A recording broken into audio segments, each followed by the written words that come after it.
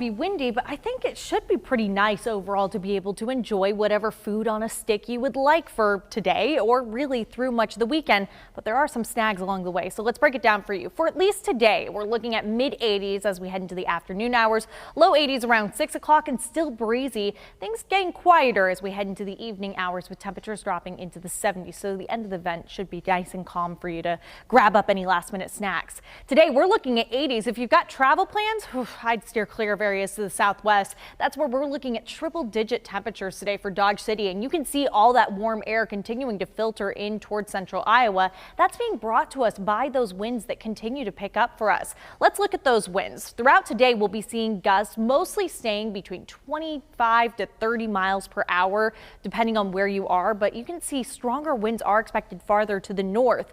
Those winds relax just a bit in the overnight hours, still staying breezy, but they ramp right back up as we head into your Saturday and come in with even more strength. Gusts for most areas around central Iowa will likely be in excess of 30 miles per hour for your Saturday afternoon.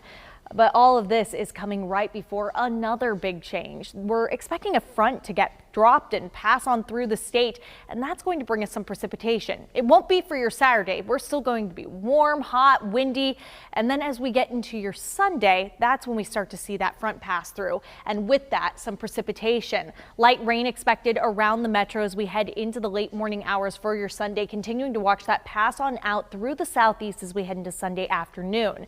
And while this rain has been a little bit finicky with just how much, where, and when on the timing, I do think that it's likely will accumulate a couple tenths of an inch as that rain passes throughout the day. Higher amounts can be expected down to the southeast, tenths of inches as we look right around the metro. I would say at most maybe a half inch getting dropped for some of those areas down to the southeast that could see some of those higher amounts.